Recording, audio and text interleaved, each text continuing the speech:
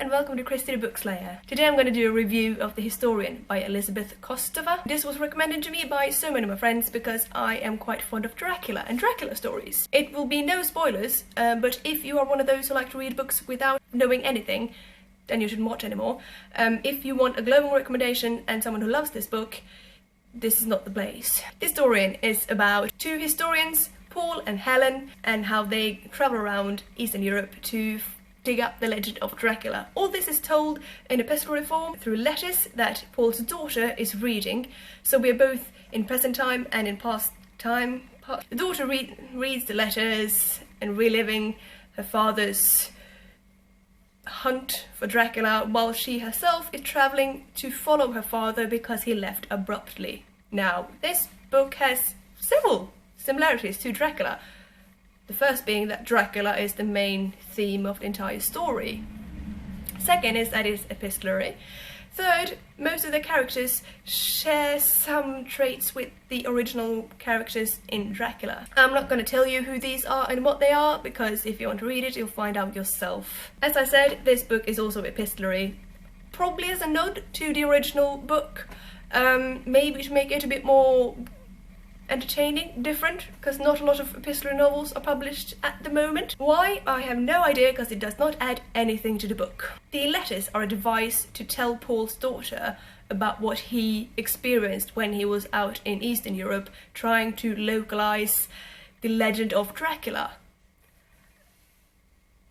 But it doesn't make sense that the daughter is there and reads and at the same time going after her father. Well, it makes sense. It just doesn't add anything to the story. For me, her plot line could just be eliminated because I don't care. I literally don't care about her.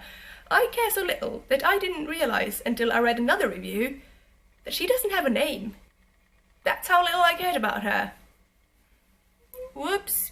Another thing about the epistolary form is that when something is epistolary, it's personalised.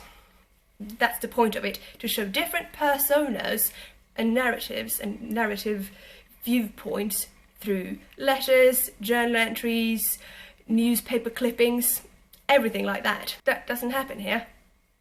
Nothing.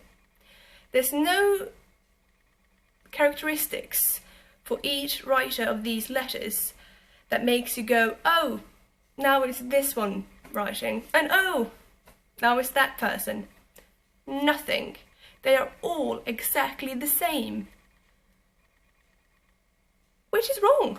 Another part of the whole I don't really know the character things is how little they are described. They are described in ish how they look. So we know that Paul has grey hair and according to his daughter is handsome. We also know that Helen looks like a man.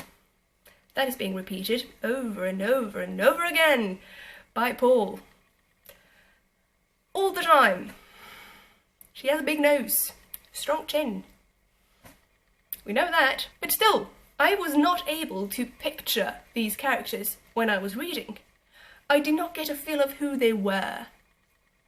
They just blended in and it was incredibly boring. So I don't know why it was epistolary, because it did not really add anything to the story. It's just, I don't know, I'm guessing it was the nod to Dracula and trying to make it ish the same. Who knows?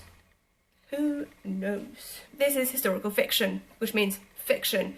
Don't believe everything you read in this.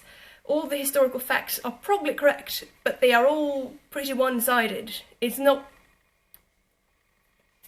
like that. It's a bit like that. I don't know a lot about Eastern European history, have to admit.